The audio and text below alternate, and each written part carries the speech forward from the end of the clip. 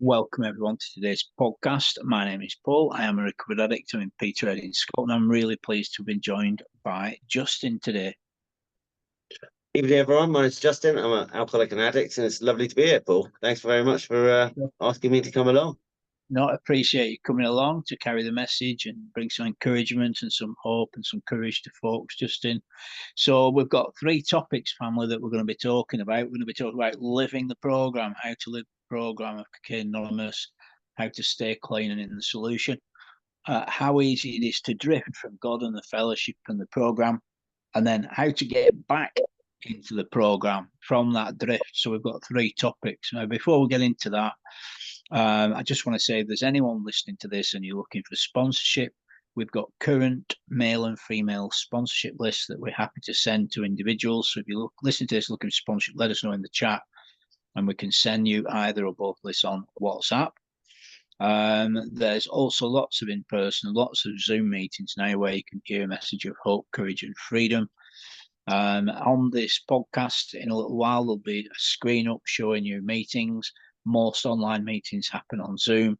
You're absolutely not required to talk and you're absolutely not required to have your video on. You're quite happy to come along and listen. There's no problem. Also, in-person meetings, there'll be information about how to get to those on the screen.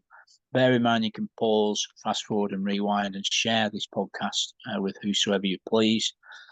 If you want to keep us right and you want to comment on any of the topics, you can definitely do that in the chat underneath the video, wherever you see it posted.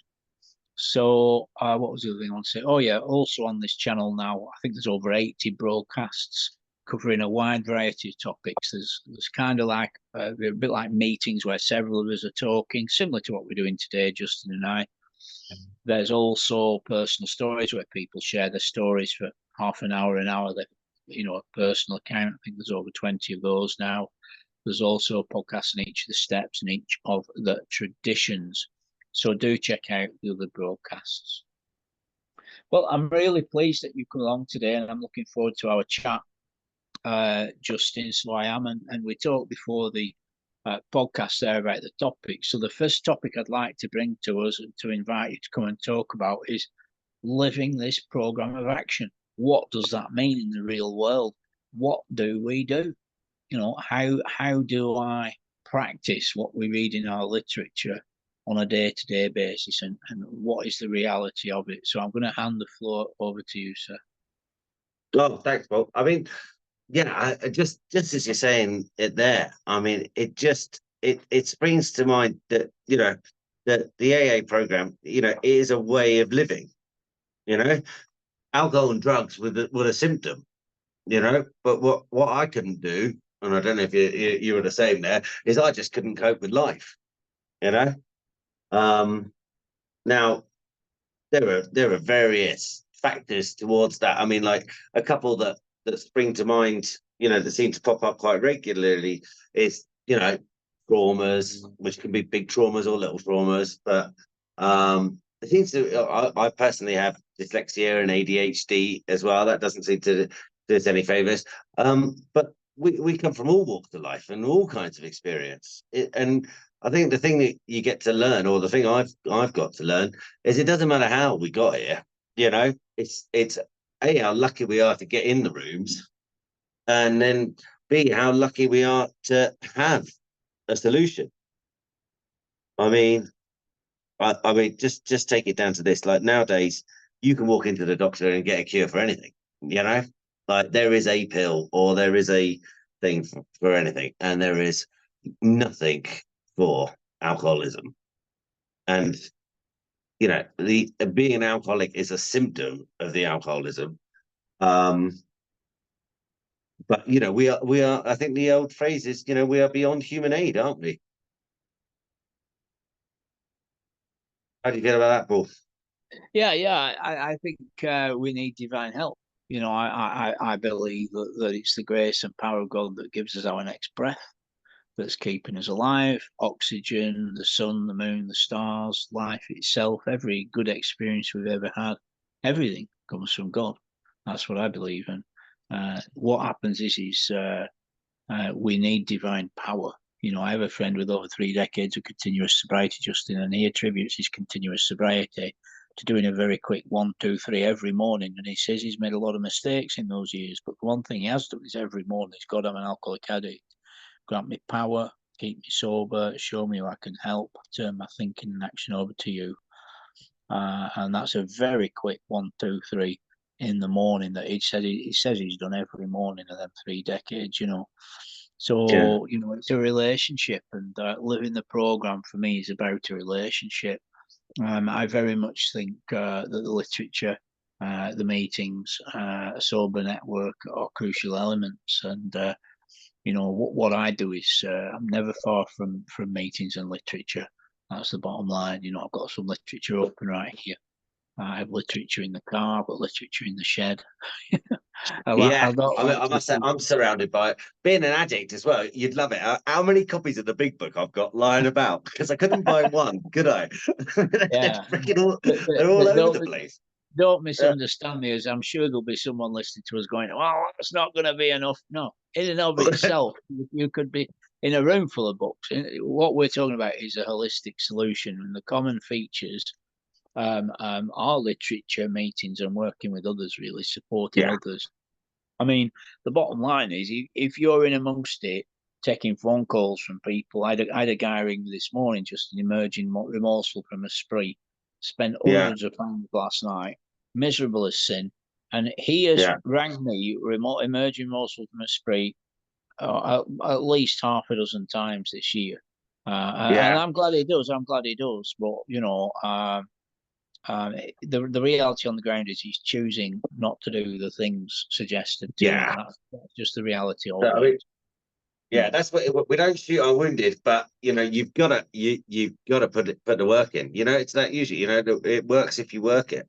You know, Yeah, yeah, I mean, I've suffered from relapses. We'll come on to that, you know, in the other couple of topics. But it is that, you know, we what we describe, and I can understand for newcomers and things that some of the terminology we use can be a little bit abstract. But I'd only just encourage newcomers when they hear something they don't quite get, just ask. You know, what do you mean by that?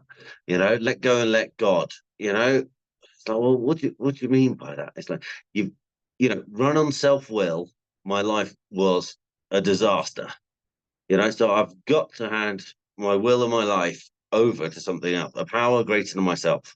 Now, the only thing that would stop me thinking that there is a power greater than myself is my ego, you know, which I mean, I remember the analogy that it's spread a lot. You know, you walk in with an ego the size of a bus and self-esteem the size of a matchbox, you know, and that's the way I was. Um, and it was self-will one right, and I had myself convinced that because this is my superpower, my skills. I can tell what everybody's thinking, you know, all the time. I can, you know, I can manipulate and connive and drive and push for outcomes, and it was just all my alcoholic addict mind run riot. So I, on a daily basis, need to stop that. And similar to your friend there, I mean, the first thing I do is I roll out of bed and straight to my knees, and it's the third step prayer for me. Yeah. God, I offer myself to thee to build with me and do with me as thy will. Relieve me of the bondage of self. The victory over my difficulties may bear witness to those I would help of thy power, thy love, and thy way of life. May I do thy will always. Yeah. And yeah, that's the bedrock of my that is eyes open, tuck and roll. My missus laughed at me. It looks like I look like some sort of ninja cat as I roll out of bed straight to my knees. I don't even stand up, you know. yeah. But That's amazing. and Yeah, and and that's the way we kick it off, you know.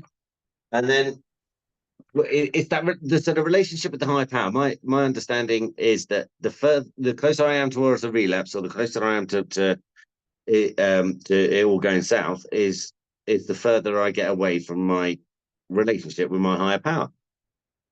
Um, so yeah, little tips and advice and things like that I've had is, you know, obviously, there's the fire and brimstone version, and then there's the kind, loving version, you know, and so, you know, to have a kind and loving and understanding God, and then to have a just to have a chat with him, with it, him, she, it doesn't matter who or what anyone chooses, but it's that relationship. And I tell you, the one that I do that seems to really work is, and if you look at the program a lot, it's we pause when agitated. Yeah, it's if and I have to practice that pause. I'm by no means perfect at it, but pause when agitated, and I can go, what would my higher power say, and what would my higher power do? And if I just do that, the answer comes to me. But if I run on self-will, it goes south, very quickly. Yeah, absolutely. I mean, Stepwork sponsorship service. So initially, when we first come in, the sponsorship is in terms of receiving sponsorship. But we're not a mind control cult, but we do warmly suggest that people go through the 12 steps and then perhaps spend a few weeks learning more about the program and figuring out precisely how to sponsor, and perhaps familiarizing themselves a little bit more with the literature, and then find somebody to take through the steps, and get some service. There's an abundance of service nowadays on Zoom and face-to-face meeting. And of course the principal service is to be a part of other people's sobriety. And building and maintaining a sober network is a crucial element. I've seen it be the difference between relapse and sobriety. Absolutely. Building, having the humility and willingness to build and maintain a sober network is a crucial thing, particularly for a chronic addict, alcoholic, and it's the kicker. And when people, for whatever reason, refuse to, choose not to, it's usually the equalizer. And conversely, if they choose to maintain one, it's a powerful thing, because if you're early on, if you're either in the steps or in your first few weeks after going through steps, and you, for whatever reason, you're not taking anyone through the steps, a sober network is a great substitute for that, because you're in amongst it, and those persons will see you as a key player in their life, and they will ring you, and you'll get the calls that I referred to earlier, and they keep you on your toes. People ringing you up, desperados, or in an emotional or mental funk, and they're looking for solution. God will use you to reach these people. And so living the program, a crucial element for me is building and maintaining a sober network of half a dozen or more folk, mainly of the same sex, and the majority of whom not just hangers on at meetings, and God bless anyone that comes to meetings, but persons in the program, persons that are trying to live the program. They're trying to be principled and trying to carry a message. What do you think? Yeah, I mean, it's a phrase that can be misinterpreted, but it's like the stick with the winners. It's not to say that leave behind anyone, but it's at meetings, at places, it's easy to identify the people that you have a common bond with, especially if you with the different fellowships, etc.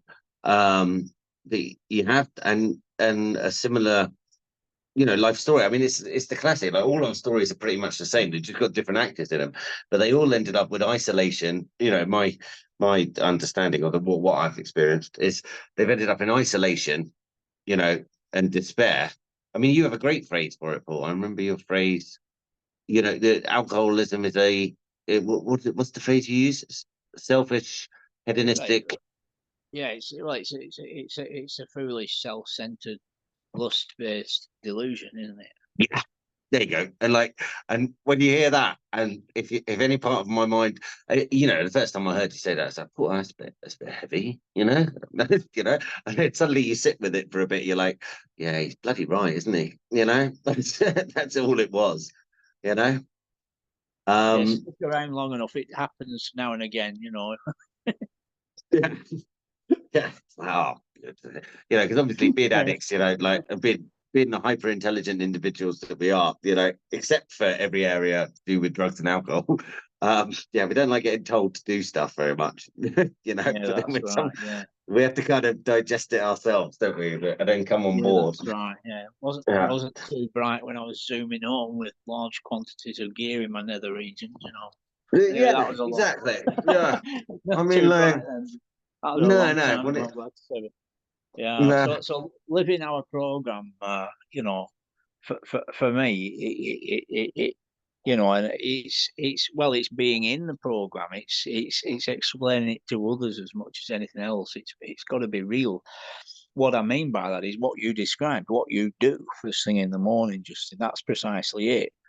And I always read some devotionals immediately, and mm, ideally, I will be contemplating scripture or literature before I open my eyes. I would say that's probably a third of the time. When that moment between when you wake up yeah, and you open your eyes, I'm usually in contemplation. Then, even if it's just for like 30 seconds a minute, yeah, that's and lovely. then I'm straight into literature or what you describe, and Mm, then having some service every day. More often than not, I've got at least one step work call today. I've completed step 9 with a man today. Yesterday, we spent an hour and we worked step 8 together. We made the list yeah, and we agreed realistic, achievable amends. So we yeah, made the entire step 8 in one call yesterday. Today, we had the step 9 conversation. In between those conversations, the man's listened to the step 9 podcast on this channel. He's read step 9 out of the 12 and 12, and he's yeah, obviously reading in his own time as well, the big book. And so today we've spent a quarter of an hour talking about his undelivered handwritten letters and his phone call amends. And mm, he's written his letters, and then he rang me back up, read his letters to me. I said, look, try and do at least a couple of your telephone events today as well. So he's involved. Tomorrow, we will start and finish step 10 tomorrow, and I get people through in about 3 to 4 weeks. And that, yeah. that's, See, that's, yeah. that's what I truly appreciate about the CA. Like, and this. I'm not going to get into the whole, into competition or whatever in between the fellowships. I personally attend AA, CA, and NA meetings because I need as many meetings, as I can, and I have, you know, with the cross addiction, and that's my choice, and so that's what I do, and I see the benefits of all of them. But I needed to go through the steps quickly. I know I did, you know, and that's why that CA path of just being able to knock it out, because yeah, the ability to faff and ponder and self-doubt and all of that, you know, and move myself back into the shadow rather than the light was so prevalent with myself that it was, I had to expedite the process. I Yeah. used some big Yeah. words there. Yeah. Yeah, I don't that know was a what. big word. I'm obviously Um, passionate about that. If I start using the No, big no, words, no, you're right. No, that's spot on. No, totally super. I mean, so living the program it involves sharing the program. And as I say, this man rang me this morning, emerging remorseful. This is a man I've spent over 30 hours with teaching these mm, steps to. So there's a mystery of free will in all this. But the bottom line is, if I start the day on a spiritual basis, I do some kind of nightly inventory every night as well, Justin. yeah, And I always, almost nil in a year, is there a day I'm not doing step work with someone. Very often there's I think two that's step great. work calls every day, and I do service every day, and I Yeah, try and live on a spiritual basis. It doesn't mean perfection, but it definitely no, equates to sobriety. and that's And, and you that know, for me that's and very important. yeah, Practice not perfection. I mean, like, because I personally was a great one at knocking myself down. If I slipped one prayer, oh my god, that's it. Oh, I'm doomed. Like my brain would love to tell me that. And so it's the whole, oh, I missed a prayer. Oh no, where's I can do a prayer now. You know, and that's fine. It's and then the next day you remember. So yeah, I think the while there is no set routine, you know, and it's for those people to work it out themselves. I mean, like obviously it is massively strongly suggested, a prayer, a meditation, you know, contact with others, you know, which in my case is, and this will come out later in the other topics. You know, a friend of mine in the CA in Ireland. So I'm a member of the men's only group of Hell's Kitchen, which is a great group if anyone wants to join. They're available on Zoom. And I mean, I just did my first chair there after 90 days. Out you go and do a chair. But it's the concept is that, you know, I speak to three of them every day. There's two local lads, because I live in Nairobi in Kenya, so we don't have CA here, but we got NA and AA, and it's very, you know, it's up and coming and it's happening, and there's some very proper active members. So I do service. I'm the greeter at my weekly Sunday AA one, which is a big one, 50, 60 people, which is great. I go to NA in person on Tuesdays and Thursdays, and then I do CA Hell's Kitchen on Monday, Wednesday, and Friday mornings, and then I'm on with you guys every evening.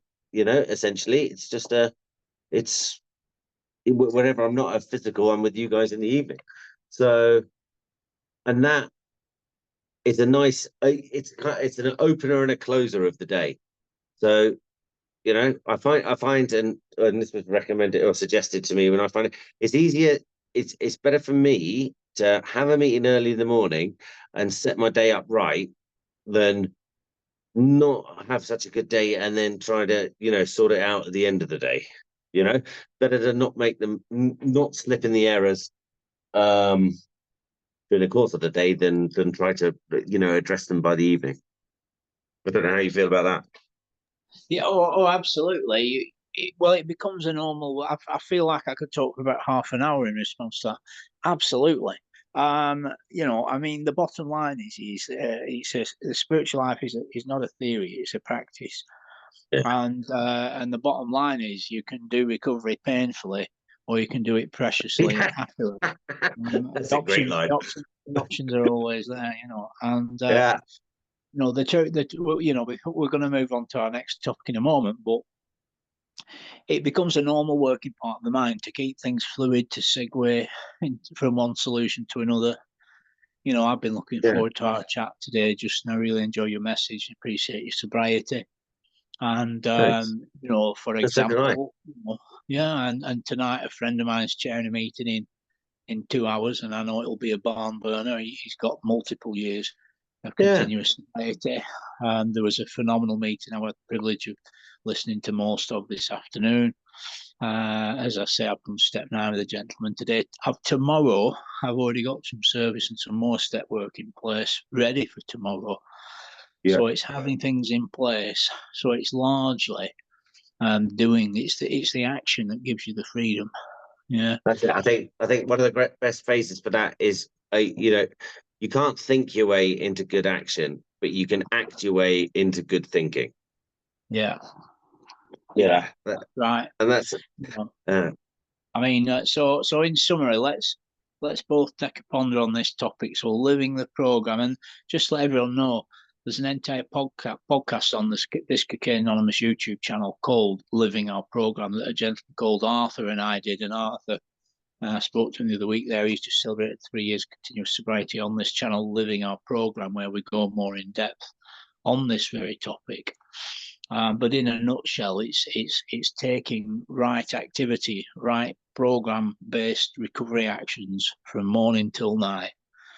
You know, and again, it's real living in harmony with the source, with God, with the Creator. Whether your higher power is the Lord Jesus Christ, whether it's Allah, whether it's the meetings, whether it's the literature, whether it's your home group, you know, it's essential to have one because it gives accountability.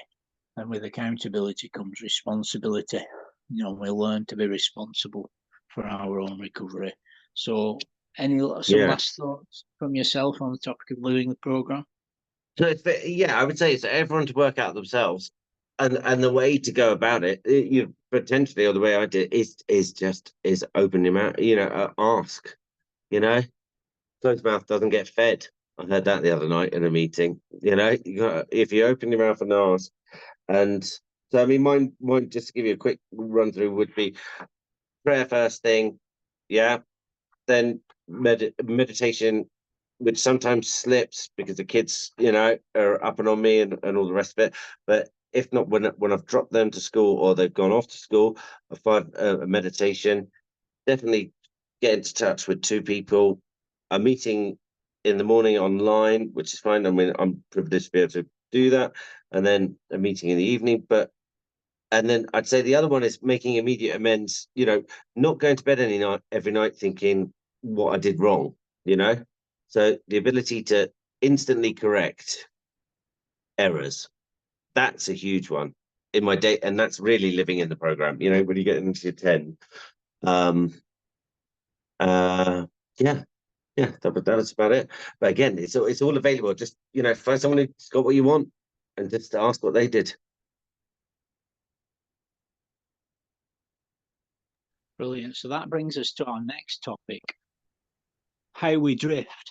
How do we drift from God, the fellowship, the program of action? How do we drift? So what happens? What are some of the features of when we go away from the good life and we're on that journey back away from God and the fellowship and the program? What actually are some of the features, Justin? Certainly. So I when I had a relapse before. So just to give you a background, I went to Smarmore, a AA place in Ireland, 3.5 years ago. After I'd suffered a traumatic brain injury, so most of my frontal lobe was smashed, and so I went there. I stayed there for 2 weeks. Managed to do my step 7 while I was in there. Never got the spirituality. Came out, lasted a couple of weeks before I switched to Coke because it was just easier to hide a bag than hide a bottle, and it was, that cross addiction is huge. And so without a spiritual basis, I was doomed. So it's the connection with the higher power and the and working that spiritual program and that way of living that was crucial. When I had I then went to rehab again in November. So where are we now? We're July. So in November, I had a slip after that, and I was asked by a friend. What they said was, and he was very direct. It was Justin, that's complacency. You know, that's what underlines a relapse. So where were you not following your daily program? What went? You know, one of the ones, interestingly, so grateful list is huge, yeah. But what I was doing was I was doing my grateful list in the morning, but I was sending it to my sponsor and a couple of mates, and even every once in a while I'd send it to my wife. And I realized what I was doing was manipulating the grateful list to tell them what I thought they wanted to hear. So I was being dishonest from the morning. You know, it's insidious, this disease, the way it will creep in on you. You know, and it's those challenges, and unfortunately, I had to learn the hard way. But if I'm not following I mean, this is why the emphasis is on it's 24 hours. And I'm not sure that you probably know, Paul, how long it takes to make a habit. But if you just do the same thing for, I think it's about 3 weeks or something, it becomes a habit. So how my disease in the background can say, oh, you're doing really well now, you don't need to do your prayer, you're doing really well now, you don't need to do your meditation, you're doing really well now, don't worry about that meeting, it's far, like it's traffic. And all of those, and that's I mean, I've got a good friend who describes it as his lower power. He's got his higher power, and his lower power, and his lower power is forever, trying to drag him down. But if you knock it on the head, and you can catch yourself in your thoughts, I think that's the psychological, the big step that happens to if one can get oneself into a state where you can observe your own thoughts, and well, you have a row with the wife, and you're like, well, that's a great excuse I could go and use now, and then I could blame her about it, couldn't I? Oh yeah, that's great. And if you can actually just say to yourself, just there, why are you thinking like that? You know, what's made you think like that? And then what would your higher power do? What would your higher power say? You know, does that make any sense, Paul? Oh, absolutely. Yeah, absolutely. Um, what I had in mind was just on this topic of drifting is, what happens when we drift usually is what you mentioned, really. We stop doing spiritual disciplines, you know. What I often hear people say is the obvious one: stopped attending meetings. In Yeah. AA, they say meeting makers make it. In CA, they say, "Oh no, meeting makers don't make." Well, of course they make it. Yeah. You know, Yeah. people that stop coming to meetings get loaded. Particularly Yeah. chronic addicts or There wouldn't be people. any meetings, would there? Like, What the prime feature of people using is they stop coming to meetings. So they're usually lunched out in front of the telly. You yeah. know, sports and fiction.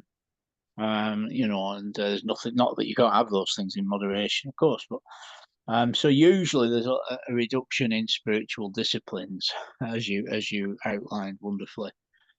So people cut back on meetings. They stop sharing. That's another Yeah. thing. They stop sharing. The person that most needs to hear your share is you. Sharing is caring. Sharing is participation. Recovery is a participation sport. Spectators often get mashed. Yeah. Yeah. It's a participation sport, is recovery. So usually people ease off on meetings, they stop sharing, they stop engaging and maintaining the sober network, which dwindles away to nothing. Um, and so self-centeredness comes in. They drift from their creator, Yeah. and then they medicate the pain of that drift. They medicate their feelings. They've just got to get right. It becomes so painful to stay clean without love for the fellowship, without love for some fellows, without God, without the steps, without the meetings, without the program. It gets painful, man. And You know, it's not people, it's well, arguably but it's not possible, is it? but But well, for an alcoholic or an addict of my type, it wouldn't be possible. particularly for chronic addict alcoholics, so people that are near chronic, it gets painful pretty quick. I've seen people that are exceptionally bedeviled and deluded, emotionally, spiritually, mentally unwell, get very well in a matter of a few weeks. I mean, people have been in a bad way. But conversely, I've seen people get very unwell in a matter of a day. Yeah. So I mean, these it's a are some progressive very long. illness. Anytime I've ended up going back out, it's been much worse than the time it was before. You know, it doesn't go back to just a line on a Friday. You know, no, it But goes back to how many yeah, bags and how much can we get? And it's straight away. yeah. But You it's know. the mystery of human volition, of human choice.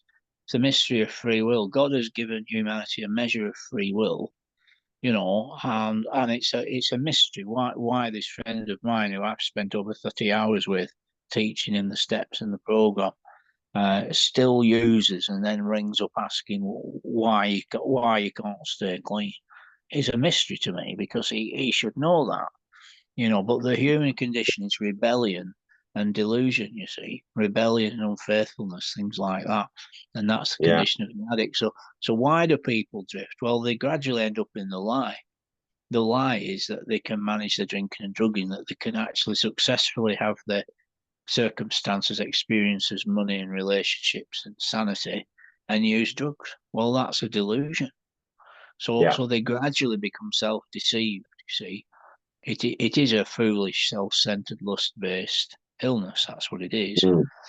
And ultimately, you have to be wise and be vigilant and work the steps, obvious as it is. And when persons don't maintain, I mean, step 10 is about vigilance. The first part of step 12 is having had a spiritual awakening. That's vigilance, that's self awareness. If you lose that sense of self awareness, then you'll end up working the steps backwards to step one. If Yeah. if you maintain a sober network and you've got folk around you, usually your character defects will pop up first. But if you're isolated or you don't have a lot of folk around you, you can quickly end up back at step one on what I call the seesaw. Oh, maybe I could just manage one. Oh no, maybe I couldn't. Maybe I Yeah. could. Maybe I couldn't. And it's like a grandfather clock, tick tock, tick tock. you know, And it, and you know, yeah. go on. No. I was going to say, it's an indicator of the power of the disease that I go and buy that first bag, or if it was booze again, I go and buy that first pint, absolutely cold sober, you know? So the disease has got into my sober mind that it's a good idea. And that is directly related to the fact that of my distance from my higher power, you know? Yeah, And the fact I'm not spiritually well, and yeah, and the steps that are needed to be spiritually well are not. There's nothing challenging in the 12 steps. There's no hurdle that any individual cannot overcome. There's there and that's I don't think perhaps that's not said enough. I mean, these are very incredibly effective, but essentially simple, logical, progressive steps. And how to generate a new way of life. Um, there's no one can ever tell you, oh, I can't do step 4. They might tell themselves they can't do step 4, but you couldn't be telling you can't tell. Sorry, there's no logical argument against these steps. Is what I'm saying. yeah. One of my pet dislikes is people that come in and describe drugs or put people off step 4 by like sort of going on about their failures. But but it is what it is, and the program is exceptionally simple. The issue with that is people are rushed through the steps very often by people who don't understand how to take someone through the steps. And then sometimes they're commanded to go and sponsor the people, and they themselves haven't been taken through appropriately. And so it turns into a world of doodah.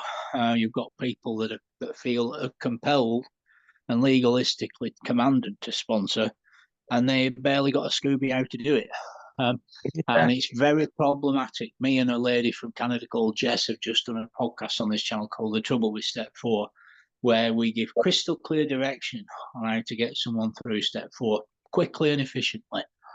I'm certainly not an expert, nor am I a spokesman for 12-step recovery, but it's a huge issue. And in fact, it's the previous podcast before this one, The Trouble with Step 4, folks. So please go and listen to that.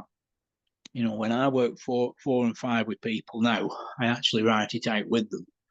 It might take 6 half an hour, 40-minute phone calls, but I will do it. And because I'm doing it with them, right, okay, who do you resent? Okay, why are you angry? Okay, how has that affected them? Okay, what was your part in it? What could you have done better? What's the solution? Okay, next one. Who's the next person you resent? Why are you angry with them? How does it make you feel? What's your part in it? Right, the next one. And it's just the big things we're writing down to understand. And most people have around 10 to 15 to 20 resentments. You know what I mean? If it's going to be getting much more than that, you might be the exception with 30 or 35. But, self-obsession is the problem of addiction. Sometimes people make an idol out of step work. That's not right either. When you're in the steps, the idea is to progress relatively rapidly through the steps. And so I get through, and because I'm writing it out with them, once we've written the resentment spheres norms out, we will have a chat, throw them, and that's step 5. And then the very next day, we'll do 6 and 7 together in one phone call. We will make a list. We will make a list of shortcomings, stroke defects. We'll make a list of character assets. We'll both individually pray through both lists, which is a really powerful transformative process. And that's 6 and 7. They'll have also done the 6 and 7 podcasts on the channel and read 6 and 7 out of 12 and 12. There's only like 2 paragraphs on page 7, 6 in the big book. That's where you remember step 6 and 7 are page 7 and 6. Exactly. Yeah. But what's your thoughts before we move on to the next topic? Let's both take a minute or two on this topic of drifting from the program. Over to you.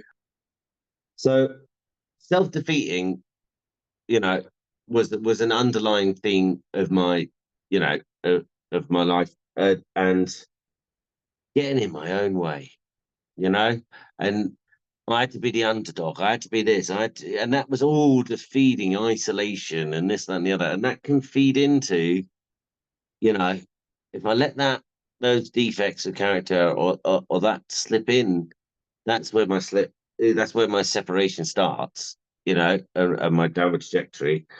Um, but it's the antithesis is connection is the opposite of addiction. And that's what we'll come on to the next one. But, you know, and that's why I'm such a big protagonist of these guardian angels and that connection within the fellowships. Is such a vital aspect of it. Yeah. Yeah, it's very difficult. It happens to a lot of us, you know, this but it is, I would say, that my understanding is the closer I am to a relapse is the further I've got away from my higher power. Over to you, mate. Yeah, so what I'd like to say in summary is, that's why we're passionate in meetings. That's why I'll just pop you on mute for a minute, then we don't get interference. That's why we're passionate in meetings. That's why it's essential to be taken through the steps by someone who knows what they're talking about, who's experienced around the literature, the program, the meetings, the fellowship, and is willing to take through the process. That's why it's important to have a relationship with the Creator, with God, because you need God ultimately, and persons drift because they've not fell in love with God. They've not fell in love with the literature. They've not fell in love with the sober network. They've not fell in love with the process and the principles behind the steps, and so they drift. So it's very important to find the joy of recovery. If there's not some love for the program, the fellowship, and the steps, then fear of consequences and actual present circumstances that bring us to meetings, that bring us to recovery, will usually, in most cases, be insufficient for anything other than short-term in-between time, rather than clean time. So that's what I've got to say about that. So the essence is to build and maintain a transparent account relationship with God, and that's what will keep you clean. God is the best friend you'll ever have. You'll never have a better friend than God. Never. God's the best friend of all humanity. Now, let's come to our next topic, Justin, which is, what do I do? I've drifted from the program. How do I get back into recovery? How do I reconnect? How do I re-energize in this process? What must I do? Over to you, sir. Oh, yeah. I mean, Paul, I don't know if you ever relapsed. I've got a feeling you probably didn't. But I so my relapse has got shorter and shorter. Yeah, which apparently is a concept, and it was twice. So, sorry, well, once with the drug shift into cocaine, which went on and that went on for 3.5 years.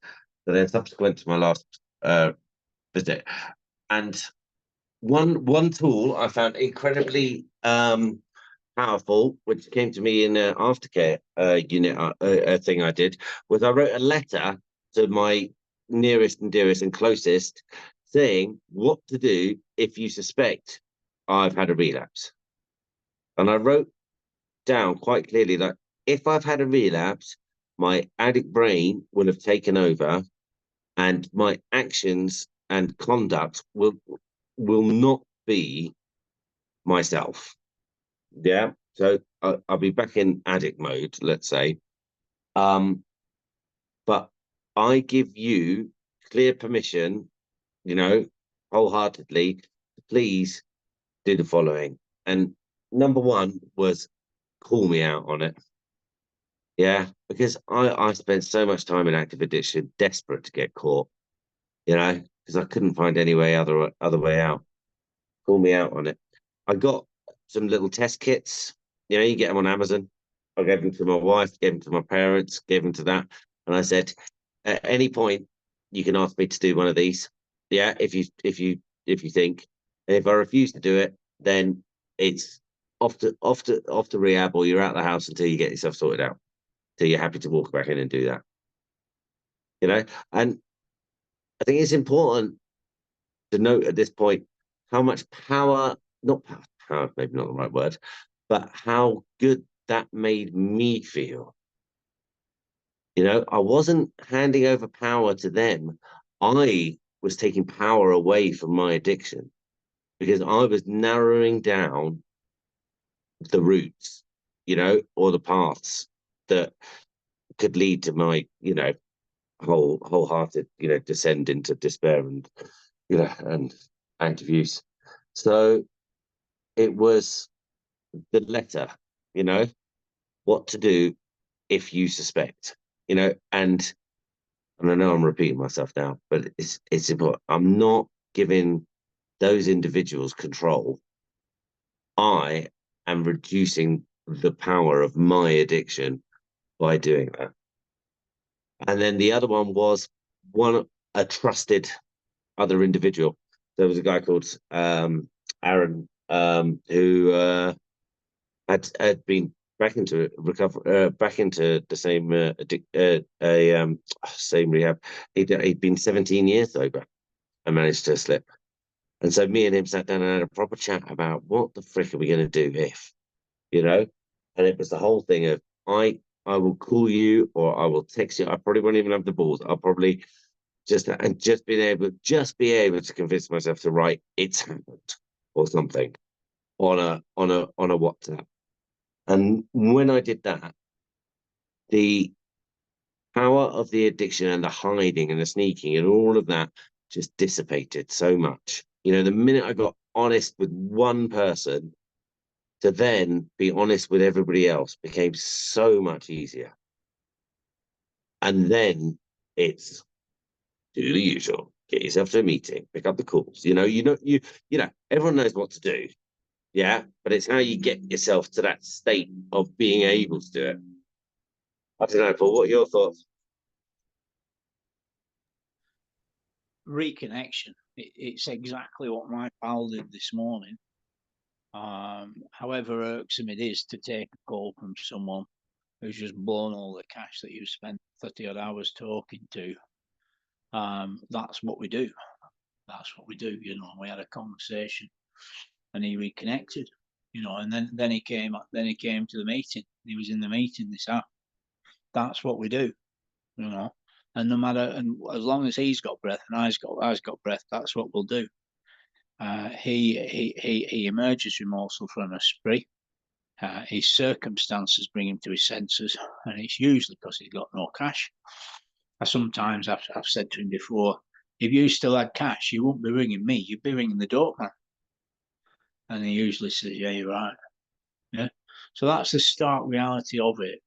But nonetheless, it's connection. Silkworth, in the doc's opinion, reading that today earlier in the meeting, the first thing he points out, just as I'm sure you know, is not steps or literature, you know, or prayer. It's one alcoholic addict talking about his conceptions, his ideas about sobriety to another alcoholic addict.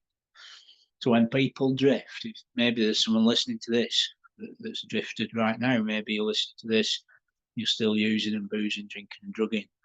An addict is someone whose whole life and thinking is centered in drugs in one form or another, ways and means to get more, living to use, usually, or living to drink, drinking to live. We come to 12-step recovery for our drinking, but we stay for our thinking, or you come for your drugging and you stay for the hugging. You know, there's fellowship, there's friendship, you know, and there's real people. Yeah, meetings can be a bit triumphalistic. And yeah, there's going to be people in meetings that are, but the reality of it is sometimes different. That's life. Human nature, as I've said, is unfaithfulness and rebellion. So that's why you have to be vigilant, building and maintaining a sober network. You ain't going to get on with everyone. Some people change fellowships, pick up again, cop resentments. Some people get jobs and relationships and are no longer able, for whatever reason. You've got to be fluid with your sober network and maintain it. So when people drift, it's reconnecting, it's getting back to meetings, it's putting your hand up, Yeah, it's getting a step one in place again. I have one friend, and she's now got over a year, and she'd be dead now were it not for this program and the grace of God. And she would ring me up, a lady in the middle of England. She would ring me up. I was standing right here one time. This happened twice. Can you help me? And she'd be hallucinating, surrounded by filth, 7.5 stone, talking to the devil, surrounded by demons in her mind, in a bad way. Probably 60% dead. Can you help me? And we must have we spent a very long, I won't say how long, but a very long time going through the steps. I think we got to step 3 twice, and I think we anyway eventually got through the steps. And it was only each time you have to rework the steps with someone, you've got to modify how you do it, in my opinion, experience. You can't keep doing this. You've only got one way to take people through the steps, and you get someone that's chronic relapser, they're going to get fed up. You can't, they're not an artist. They're not 3 years old. These are adults. You understand? You have to have ways to do it. I'm certainly not an expert, but I've got 5 or 6 different ways to take people through the steps. And you've got to have something of depth and weight to hold the hearts and minds of these people. Yeah. They know what the normal traditional way to take people through. And anyway, the point is, we did intensive step 1, 2, 3 work, and she believes, and would tell you that she believes it was only getting a proper step 1 in place that saved her ass. And the crucial feature, she believes, was taking responsibility for this drift that we've been talking about. And taking responsibility over that first drink or drug. Now, we know that there's the mental illness component, but there's the selfishness component and foolishness component. And it was only when the kind doctor explained that to Wilson that our program is that first 164 pages. There's another 400 wonderful pages that are personal stories. But in that program, the first 43 pages, that's a quarter of the first 164, is largely about step 1. But if you read it closely, there was a lot of elements of step 2 and 3 in Bill getting to step 1. He had to have faith and trust there was a better lifestyle. He had to have faith and trust that he could be restored to right thinking. And he had to be willing to make a commitment to get sober before he got step 1 in place. And that's the reality. These things are not always black and white, And it was only, that day when Ebby came to him and they sat across the kitchen table. Bill offered him his solution, which was a chemical solution, liquid drugs, alcohol. But Ebbe, thank God, had a better solution, which was God himself. And Ebbe offered him his solution. And God wrote the victory. And here we are 80 years later. So when people drift, it's essential to quickly, as you said wonderfully, Justin, to quickly get back into action and get connected, because connection is protection. Over to you. Yeah, absolutely. I mean, it is that. And so, and safeguarding against it, like I said, with those letters, and having the test kit, it not only shows, in a true, real set, I got in my own way so much. I put myself down so much. I was my own worst enemy so much.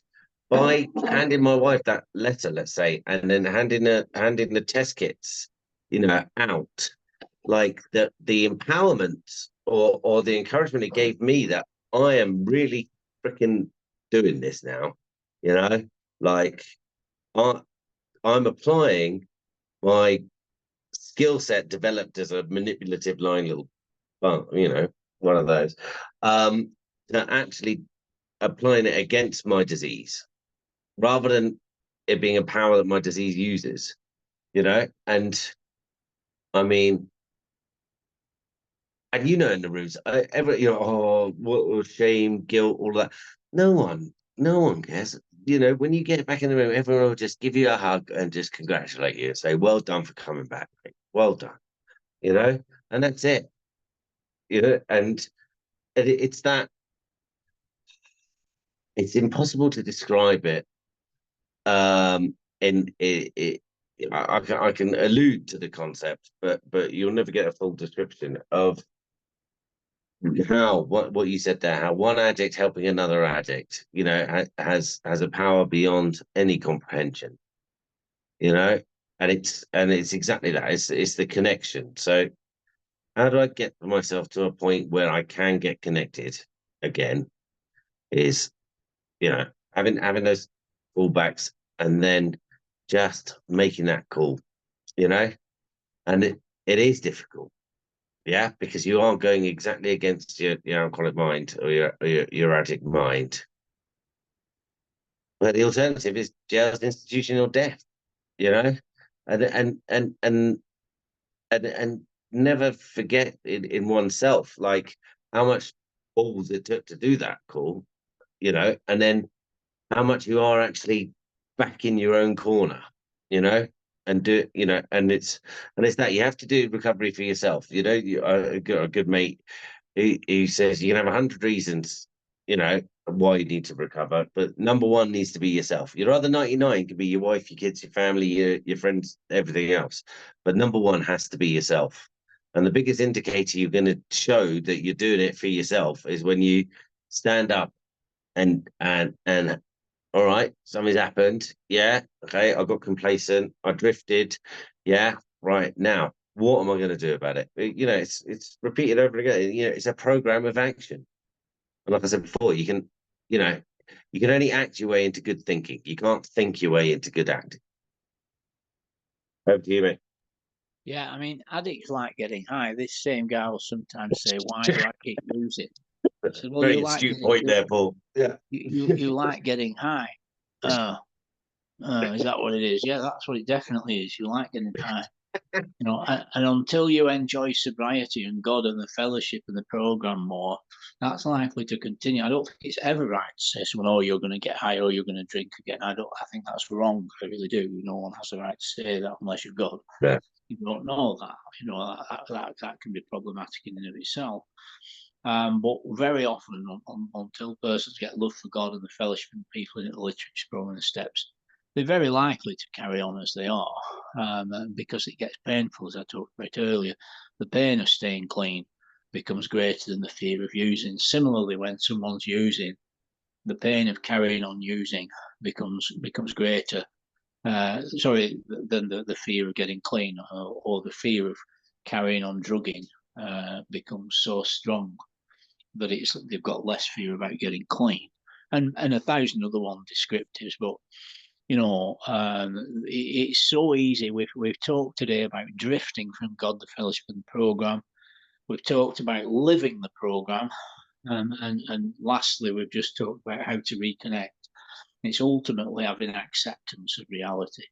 You've got to recognize that whole lifestyle, if all you're doing is getting honest about drink and drugs, it's likely that's only going to give you short-term sobriety in between time, because you're just getting honest about drugs. If all you've got is fear of consequences and present consequences, that's powerful, and it's a part of step one, a very important part of step one, but it's unlikely to give you anything other than short-term clean time. There has to be love for the fellowship, literature, steps, and God and the people in it to some degree. And it's only when there's radical acceptance of the wrongness of that whole lifestyle, not just about drugs, but the whole ethos, the whole lifestyle, and to get a step one in place. There's a reason why in NA they spend up to 2 months on step one. I'll usually spend 2 to 4 hours with someone on step one. And there's 2 podcasts on this channel on the first step. And the 12 and 12 is a great resource for anyone going through the steps. Why not read each step out of 12 and 12 in tandem with the other work you're doing? So anyway, I've really enjoyed talking, Justin. I knew it was going to be a barn burner. I really appreciate you taking time out of your day. And although I'm in the north of Scotland and you're over in Kenya, is it Kenya in Africa? Yeah. Over in Nairobi at the moment. Nairobi. We so appreciate you taking the time. And let's do this again in the future, and I just want to thank you for being here. And once again, folks, on the screen right now is information about how to get to meetings. Bear in mind, you can take a screenshot of this, you can pause the video, On here, all these meetings are on every single day. They're public meetings. You know, you will not be required in any of these meetings to put your camera on or to talk. You're quite welcome to come along to all these meetings and to listen to the message of hope, faith, and courage. So take a screenshot. The CA UK helpline's the bottom right, as is the UK Samaritans. And as I say, all those meetings are on every single day. So I want to just share my gratitude to yourself, Paul, and everyone listening. And I hope that a bit of a message there for people. And it's been an absolute pleasure. And thank you so much for the opportunity. Top man. Thanks, Justin. Okay, family, stay safe, stay strong, and we'll be back soon with another broadcast.